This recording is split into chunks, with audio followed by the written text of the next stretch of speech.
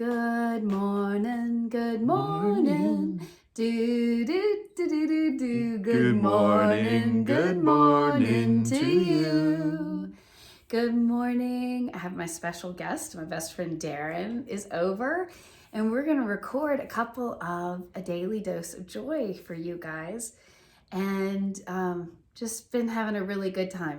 We've thought of a couple of fun and funny things to share that were really elevating our state, and thought we would share them with you as a way to start your day with the intention of joy and knowing that we can use these quick microdosing tools to help us elevate our state and have more emotional resilience. So we're looking forward to doing a few of these together today. Mm-hmm. And this first one we thought of, we were telling each other some stories and started laughing. And they're kind of Whoopsie Daisy stories. And so we thought we'd share those with you. So we're going to use our first microdosing tool of today is Whoopsie Daisy tool. Do you want to start with our crib stories? Sure. So my sister has a daughter, and was it started by her? Was this how we got on the topic? Yes, how we got onto I don't know if you're willing to do the visual. Oh, of course I am. Because the visual is what had me laughing so hard. I didn't even ask. Is when you were talking about. That's why I screamed to this. That's why I signed up for it. He's all in. And so, I think it's all about your niece. What was it about my niece? Because the thing I told you was about my sister. I'll tell you my sister first, so she can think of. Yeah. Okay.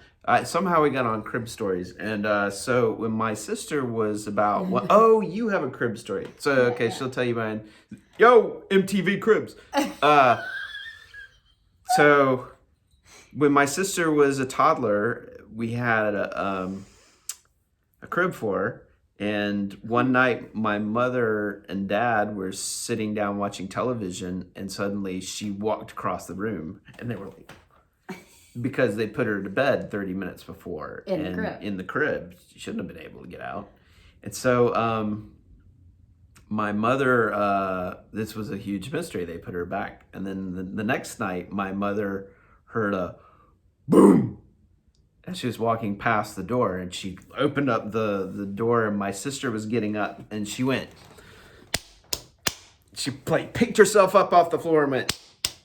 Now, she was a toddler and was barely speaking, but she'd seen it on cartoons or whatever, that when characters did something, they dust themselves off. Yes, that's how you do it, to let people know you're done. Well, so finally she put her back, I don't know if it was then or another time, she put her back in the crib, and what my sister was doing is she would get up against the edge of the crib, and lean over until she flipped. Now, my mother didn't actually let her do that. She rushed in as my sister was about to do her gymnast lean over. And she caught her and put her back in. But my sister had been doing that. She'd been leaning over until she flipped out, landed on the floor, and then we get up again. She would just let momentum get her out of the bed and fall on her head. 2 feet. Explains a lot. So anyway, they raised my father has an engineering degree, so he figured out how to move the crib thing up so she couldn't. So that's my crib story. What's your crib story? And so for the parents, it was like, whoopsie daisy, where do we go from here? So I have a similar whoopsie daisy story with Charles. A whoopsie crib daisy. A crib story that involves a whoopsie daisy. I was visiting one of my really good friends, and her children and my son are only 6 months apart in age. And so we go over to their house. I'm guessing they're close. They're twins, right? They're twins. A boy and a girl. A boy and a girl twin. And I'm guessing they were about 2. I'm guessing. So Charles would have been about 1.5. He must have been closer to 2. Maybe they were closer to 2.5, something like that. Not important. Yes. Close in age. Continue, please. Or we can continue discussing exactly how many weeks they were apart. Well, they've been friends for a long time. We were over there, the mom Their and I blood types were... They all have blue eyes. Unique trivia. just to poke Here you go, him get a a bit. drink. And by the way, so anyway, the kids were playing on the floor, right? They're all playing together. She and I are like 15 feet away having a cup of tea. And she tells me, oh my God, you're not going to believe what the twins did. So one of the twins was yelling out to the other, I'm coming to get you. And she was in her room and she's like, oh, how is he going to go get her? He's in his crib. She's in her crib. And then she was like, he was so persistent. And she kept calling him. One twin is calling to the other twin from separate bedrooms. And the little boy twin is like, I'm coming to get you. So finally the mom kind of sneaks out, goes and peeks in his door just as he's flinging it open, runs right past her, and goes, I gotta get to my sister, runs into the other room, climbs up on the crib, and then helps his sister get out. And so to help his sister get out, he explains to her, okay, so what I did was I pushed against the wall and then I pulled up on the railings and then I used my foot and pushed against the wall and sort of flipped out. Go ahead, you can do it. I would have loved to hear a 2-year-old explain that. Yeah. That would have been amazing. Was it quite like that? Very genius level one. Yeah. So we come home after this lovely play date, social visit. And now it's time for Charles's nap. Time for the other kids' nap too. That's why we had wrapped up the day, put Charles in his, sing to him, rock him, put him into his crib. He's so sleepy. Just that cute, sleepy baby. Lay him down. I come back downstairs to get a little work done. And I hear upstairs. And I'm like, and I run to the stairs and look up. He's standing at the top of the stairwell. Mommy, I got out of the crib just like our friends. And just like Aisha and Jovi, I did it. And I'm like, what?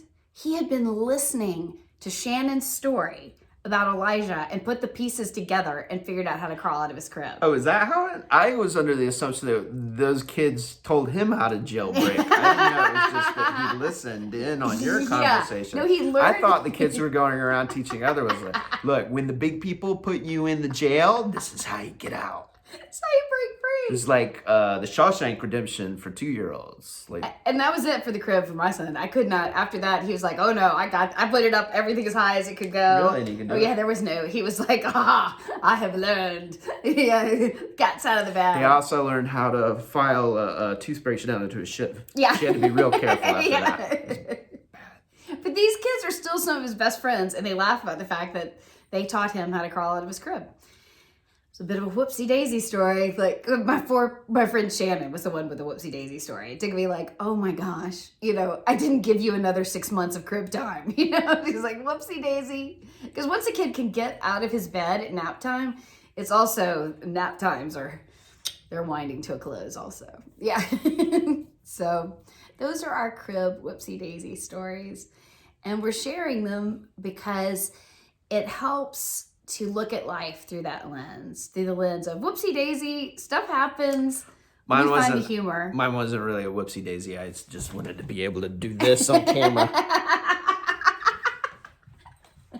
it was a whoopsie daisy for your parents, like, oh, whoopsie daisy. Yeah. Here we are. We let the kid fall on her head. Yeah. Oh. You gotta kind of laugh about her, and it's become a great family story. Mm-hmm. Yep. So that's one of the things that I even think about when I was first training my brain to not be so alarmed all the time and let the small inconveniences and discomforts of life kind of build momentum in the wrong direction. Is that sometimes I would even just think, well, this will be funny later. and I'd giggle a little bit. But that helping my brain associate to positive things or lighter things in the midst of something that may in the past have raised alarm or distress or irritation or anger, that might have gotten you into a loop in building the wrong direction, momentum in the wrong direction. Easing it over into lightness and humor is actually neurologically really beneficial because it's helping your brain keep your brain chemistry optimized to those positive neurotransmitters. It's also a great way to create more oxytocin because you're connecting with people when you do storytelling. Oh, okay. You're engaging your prefrontal cortex by talking. So hope you'll give it a try and look forward to seeing you on another daily dose of joy. May the world surprise and delight you today. Bye.